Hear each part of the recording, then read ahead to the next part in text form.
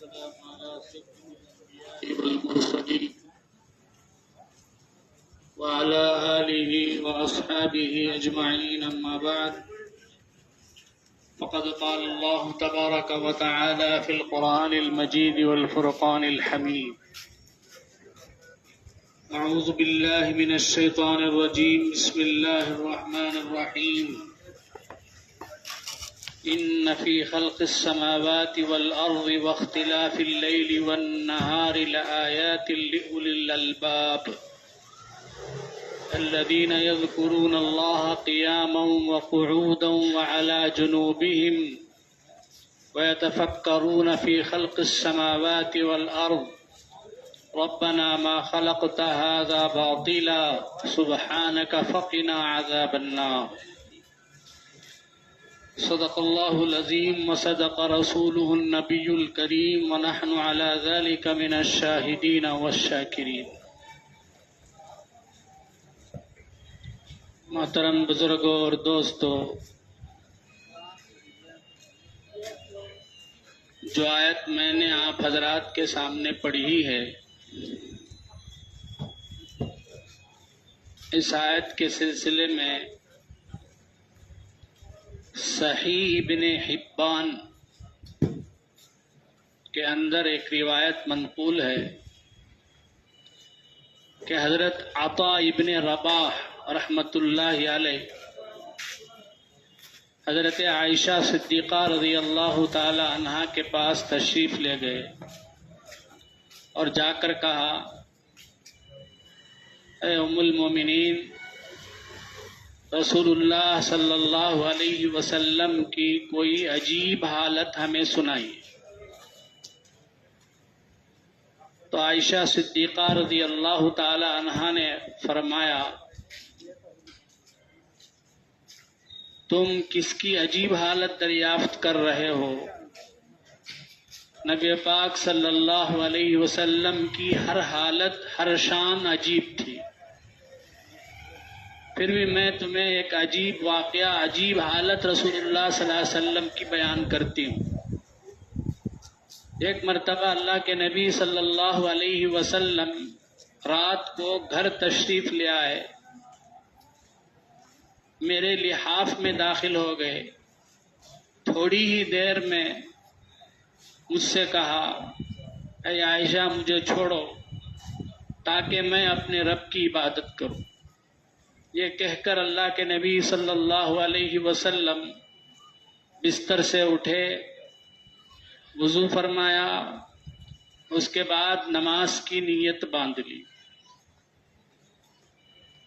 اور قیام میں اتنا روئے کہ آپ کے آنسو سے آپ کا سینہ مبارک بھیگ گیا۔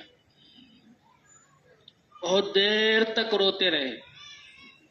اس کے بعد آپ صلی اللہ علیہ وسلم نے رکوع فرمایا اور رکوع میں بھی بہت دیر تک روتے رہے۔ اس کے بعد آپ نے سجدہ کیا، سجدے میں بھی بہت دیر تک روتے رہے، پھر کھڑے ہوئے، پھر روتے رہے۔ اسی طرح روتے روتے پوری رات گزار دی، حتیٰ کہ صبح ہو گئی۔ حضرت بلال رضی اللہ عنہ رسول اللہ صلی اللہ علیہ وسلم کو صبح کی نماز کو لینے کے لیے تشریف لائے، تو میں نے رسول اللہ صلی اللہ علیہ وسلم سے عرض کیا: اے اللہ کے نبی، آپ تو بخشے بخشائے ہیں، اللہ نے آپ کے لیے اعلان کر دیا کہ آپ کے اگلے پچھلے سارے گناہ معاف کر دیے گئے، پھر بھی آپ اتنا کیوں رو رہے ہیں، اتنی کیوں گریہ وزاری فرما رہے ہیں؟ تو اللہ کے نبی صلی اللہ علیہ وسلم نے فرمایا: افلا اکون عبدا شکورا، اے عائشہ، کیا میں شکر گزار بندہ نہ بنوں؟ اللہ نے میری ساری غلطیاں، میں سارے گناہ معاف کر دیے، تو کیا میں اس کے شکریہ میں نہ روؤں، گریہ وزاری نہ کروں؟ خاص طور پر اس وقت جب کہ اللہ نے مجھ پر یہ آیتیں نازل فرمائی۔ اس کے بعد یہی آیتیں جو میں نے آپ کے سامنے پڑھی، اللہ کے نبی نے تلاوت فرمائی ان فی خلق السماوات والارض واختلاف اللیل والنہار لآیات لأولی الالباب. اس کے بعد آپ نے فرمایا بڑی تباہی ہے، بربادی ہے اس شخص کے لیے جو ان آیتوں کو پڑھے اور ان میں غور و فکر نہ کرے. تو چونکہ ہم نے یہ آیتیں آج سنی ہیں، پڑھی ہیں، اس لیے مناسب معلوم ہوا کہ ان آیتوں کے بارے میں کچھ مذاکرہ ہو جائے کہ ان آیتوں میں اللہ نے کیا بیان فرمایا ہے. سب سے پہلے ترجمہ کر لیتے ہیں. اللہ تعالیٰ فرماتے ہیں ان فی خلق السماوات والارض واختلاف اللیل والنہار لآیات لأولی الالباب. بے شک آسمانوں کے پیدا کرنے میں، زمینوں کو پیدا کرنے میں، رات اور دن کے بدلنے میں اللہ کے موجود ہونے کی، اللہ کی قادر مطلق ہونے کی نشانیاں ہیں. کن کے لیے؟ لِأُولِي الْأَلْبَابِ، عقل والوں کے لیے. الَّذِينَ يَذْكُرُونَ اللَّهَ قِيَامًا وَقُعُودًا وَعَلَى جُنُوبِهِمْ، جو اللہ کو دل سے بھی یاد کرتے ہیں، زبان سے بھی یاد کرتے ہیں، کھڑے کھڑے، بیٹھے بیٹھے، لیٹے لیٹے، ہر دم اللہ کو یاد کرتے رہتے ہیں. وَيَتَفَكَّرُونَ فِي خَلْقِ السَّمَاوَاتِ وَالْأَرْضِ، آسمان و زمین کی مخلوقات میں غور فکر کرتے رہتے ہیں. غور فکر کر کے یہاں تک پہنچتے ہیں اور کہتے ہیں ربنا ما خلقت هذا باطلا، اے ہمارے رب تو نے دنیا کی کسی بھی چیز کو بیکار نہیں بنایا. سبحانک اللہ، تو پاک ہے بیکار چیز کے بنانے سے. تو یہ ہے ان آیتوں کا مختصر سا ترجمہ. آسمان و زمینوں کے پیدا کرنے میں 7 آسمان ہیں، 7 زمینیں ہیں. اللہ نے ان تمام کو پیدا کیا. وہ آسمان جو ہم دیکھتے ہیں، آسمان دنیا کا آسمان، ذرا اس میں ہم نے کبھی سوچا کتنا بڑا پھیلا ہوا آسمان ہے؟ ایک ستون بھی نہیں ہے، ایک پلر بھی نہیں ہے. جب سے پیدا ہوا ہے آج تک موجود ہے. اس میں ذرہ برابر کہیں کوئی شگاف نہیں ہے، کوئی تڑخ نہیں ہے. تبارک الذی میں اللہ پوچھتا ہے ہل تری من فطور، کیا تم کوئی شگاف، کوئی تڑخ دیکھتے ہو؟ دیکھو اور ایک بار دیکھو. ثم ارجع البصر کرتین ينقلب الیک البصر خاسئا وهو حسیر. دیکھتے دیکھتے تمہاری آنکھیں تھک جائیں گی لیکن تمہیں وہاں کوئی تڑخ، کوئی شگاف نظر نہیں آئے گا. جب سے بنا ہوا ہے تب سے لے کے آج تک آسمان موجود ہے. تو اس سے ہم اندازہ لگا سکتے ہیں کہ اللہ کتنی بڑی قدرت والے ہیں. اور بیوقوف ہیں وہ لوگ جو یہ کہتے ہیں کہ یہ سب خود بخود بن گیا. کیسے ہو سکتا ہے؟ چھوٹی سی چیز، ایک چیز یہاں رکھی ہوئی ہے، اچانک جو ہے وہاں چلا جائے تو کوئی مانے گا نہیں دنیا میں. پہلے ایک چیز نہیں تھی، اچانک وہاں کوئی کچھ چیز بن گئی تو کوئی مانتا نہیں. کیسا ہو جاتا ہو؟ تو اتنا بڑا آسمان، اتنی بڑی زمین، اتنا بڑا سورج، اتنا بڑا چاند روزانہ اپنا سارا کام پرفیکٹ کر رہے ہیں. اس میں ذرہ برابر آگے پیچھے نہیں ہو رہا ہے. یہ سب کیا ہے؟ اس بات کی دلیل ہے، اس بات کی نشانی ہے کہ اللہ ہے، اور وہ اللہ اتنی بڑی طاقت اور قدرت والا ہے. اس کے بعد آگے اللہ کہہ رہا ہے واختلاف اللیل والنہار، راتوں اور دنوں کے بدلنے میں بھی اللہ تعالیٰ کی قدرت کی نشانی ہے. اس کا 3 مطلب ہوتا ہے. راتوں اور دنوں کے بدلنے کا مطلب ایک تو یہ ہے کہ رات جاتی ہے، صبح آ جاتی ہے، دن آ جاتا ہے، پھر دن چلا جاتا ہے، رات آ جاتی ہے. ایسے ہی یہ سلسلہ جب سے آسمان و زمین، سورج اور چاند پیدا ہوئے تب سے یہ چل ہی رہا ہے. اس میں بھی اللہ تعالیٰ کی قدرت کی نشانی ہے عقل والوں کے لیے کہ اس کے پیچھے کوئی ہے، یہ سارا نظام چلانے والا کوئی ہے. دوسرا مطلب یہ ہے رات اور دن کے بدلنے کا کہ گرمیوں کے موسم میں رات چھوٹی ہو جاتی، دن لمبا ہو جاتا ہوتا ہے نہیں. سردیوں میں رات لمبی ہو جاتی، دن چھوٹا ہو جاتا ہے. یہ کون کرتا ہے؟ اللہ. اسی طرح سے ملکوں کے اعتبار سے کسی ملک میں دن جو ہے بہت لمبا رہتا، کسی ملک میں بہت چھوٹا رہتا. بہت سے ایسے ملک بھی ہیں 6 مہینے دن 6 مہینے رات. ایسے بھی بہت سے ممالک ہیں، پڑھ کر دیکھے جانتے ہوں گے آپ. ایسے بھی بہت سے ممالک ہیں. یہ سب کرنے والا اللہ. واختلاف اللیل والنہار لآیات لأولی الالباب.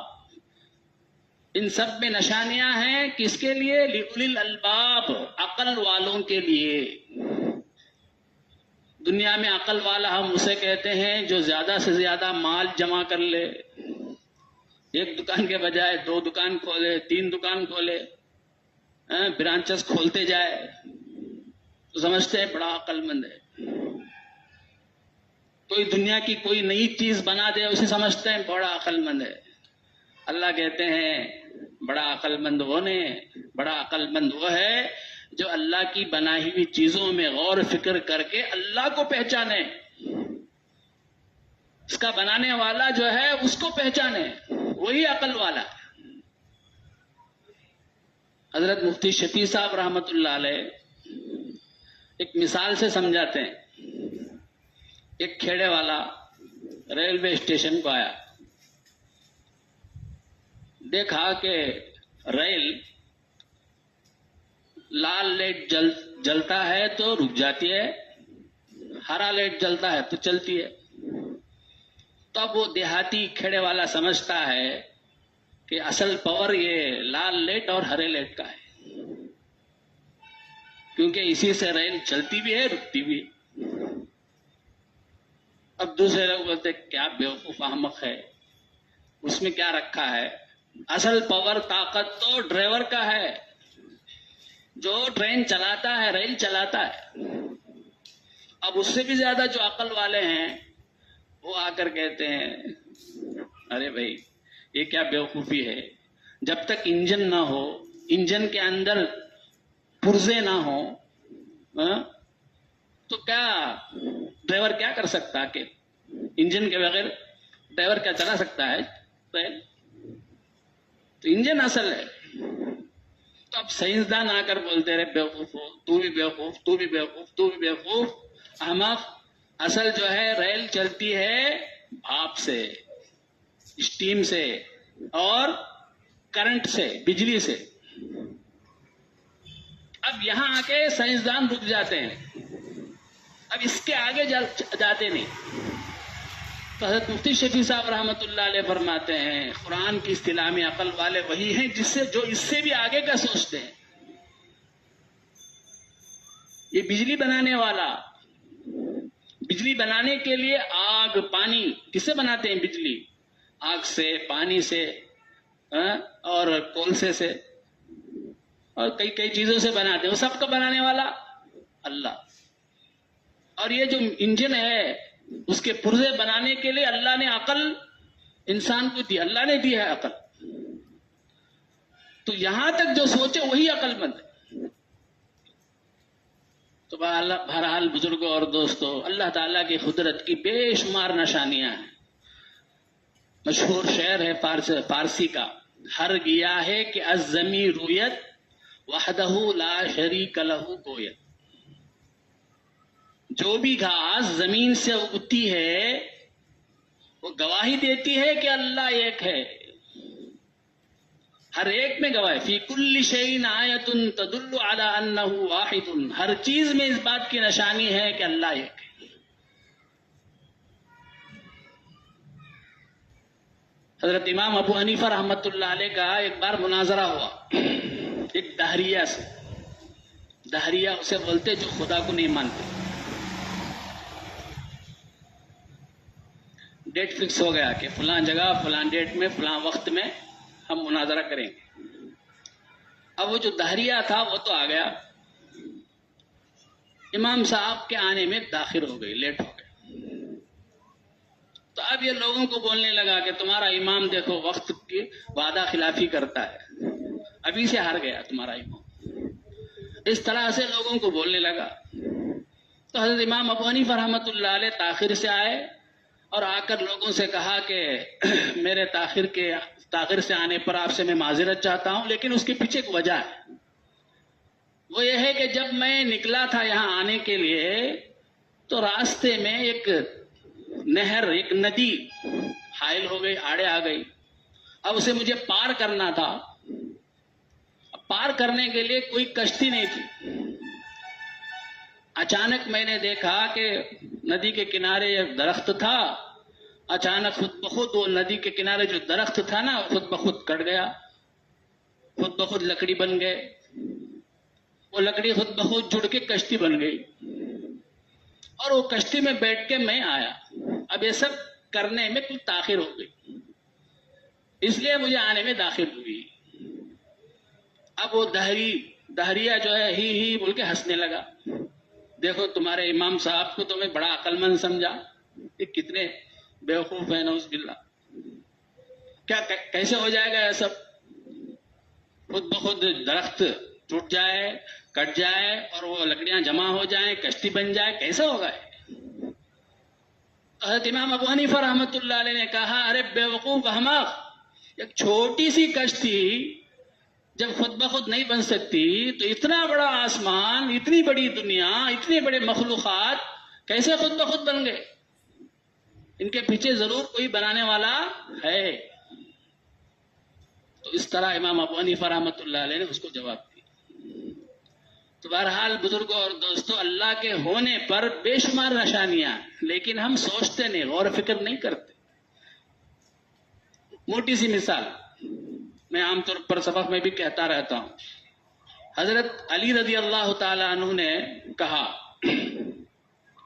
عرفت ربی بفسخ العوازم، میں نے میرے رب کو پہچانا میرے ارادوں کے ٹوٹنے کے ذریعے سے۔ یعنی کبھی کبھار کیا کرتے ہیں ہم لوگ، کسی کام کے کرنے کے لیے پکا ارادہ کر لیتے، آج مجھے شاپنگ کو جانا ہے بول کے، اب اس کے لیے کیا کیا ہونا، پیسہ بھی رکھ لیتے، گاڑی کا بھی انتظام کر لیتے، کسے لے کے جانا ہے ساتھ میں، سب پورا انتظام کر لیتے۔ لیکن کبھی کبھار کیا ہوتا، سب ہو جانے کے بعد کوئی ایسی چیز حائل ہو جاتی، کوئی ایسی رکاوٹ پیش آ جاتی، جا نہیں سکتے۔ تو حضرت علی رضی اللہ عنہ فرماتے ہیں، اس سے معلوم ہوا جب سارے اسباب ہیں، سارے وسائل ہیں، پیسے بھی ہیں، گاڑی بھی ہے، سب بھی ہے، پھر بھی میرا کام نہیں ہو رہا ہے، تو مطلب یہ ہے کہ کوئی ہے جو یہ سب کرانے والا ہے۔ تو بزرگان دین نے مختلف طریقوں سے اللہ تعالیٰ کی معرفت کو بیان کیا ہے۔ تو بہرحال بزرگوں اور دوستوں، ان آیتوں سے ہمیں یہی معلوم ہوتا ہے کہ اللہ تعالیٰ کی مخلوقات بے شمار ہیں، ان میں ہم تھوڑا سا عقل لگائیں، غور و فکر کریں تو ہمیں اچھی طرح سمجھ میں آتا ہے کہ ضرور ان کا کوئی بنانے والا ہے، اور ان کا بنانے والا کوئی معمولی سی طاقت اور قدرت والا نہیں ہے، بہت بڑی قدرت والا ہے۔ اللہ تبارک و تعالی ہمیں قرآن پاک کو سمجھنے اور اللہ تعالیٰ کی قدرت کی نشانیوں میں غور و فکر کرنے کی توفیق عطا فرمائے۔ آمین۔ وآخر دعوانا الحمدللہ رب العالمین۔